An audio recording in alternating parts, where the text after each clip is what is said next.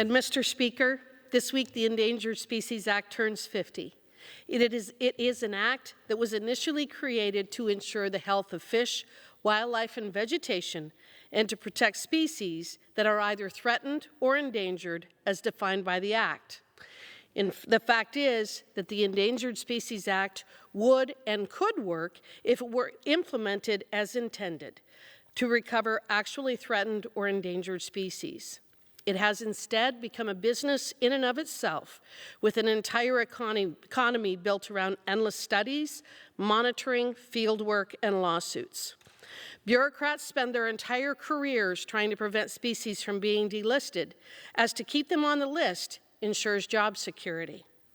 The Endangered Species Act has had profound impacts on my state of Wyoming by limiting economic development and restricting the implementation of reasonable and effective land, water, and resource management and use.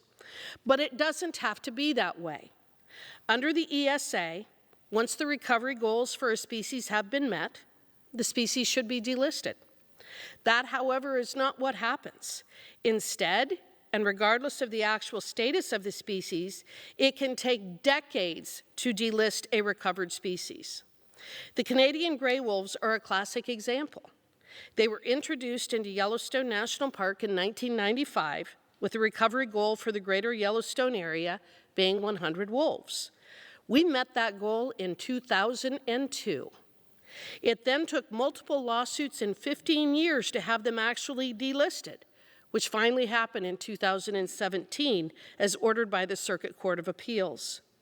The environmental groups fought against such delisting, despite the fact that Wyoming's wolf management plan was approved by the Fish and Wildlife Service and has since proven successful in maintaining the wolf population well in excess of recovery goals. The greater Yellowstone grizzly bear is another example. The state of Wyoming has spent over $59 million on recovery and has an excellent management plan in place to ensure a recovered population will continue to be protected. The U.S. Fish and Wildlife found that the grizzly population has exceeded recovery goals for the past 20 years. Yet again, environmental groups have been able to keep the grizzly bear listed through petitioning activist judges to intervene. The proliferation of bears in Wyoming is so great that they now pose a serious and deadly threat to people, livestock, and other wildlife in my state. I am thankful to my colleagues on the Natural Resources Committee for their support of H.R. 1245, my legislation to delist the greater Yellowstone population of grizzly bears, and I look forward to passing it out of the House soon.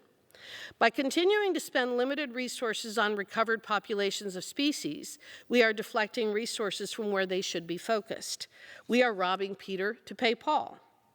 In short, as implemented by the U.S. Fish and Wildlife Service and as enforced by activist courts, success is not in recovering a legitimately threatened or endangered species, but ensuring that a recovered species, no matter how robust in number, range, and health, is never delisted. A related problem is the fact that critical habitat designations are not designed to protect a particular species, but to encompass as much area as possible so that the federal government and environmental groups can control ever-expanding swaths of land and water. The incentives under the ESA are the exact opposite of what they would actually be if species recovery rather than control was the actual goal. The ESA has largely become a mechanism by which environmental groups have weaponized the federal government and courts to impose restrictions on the use of private property and limit our ability to use our energy and water resources, while also receiving massive federal subsidies through sue and settle actions.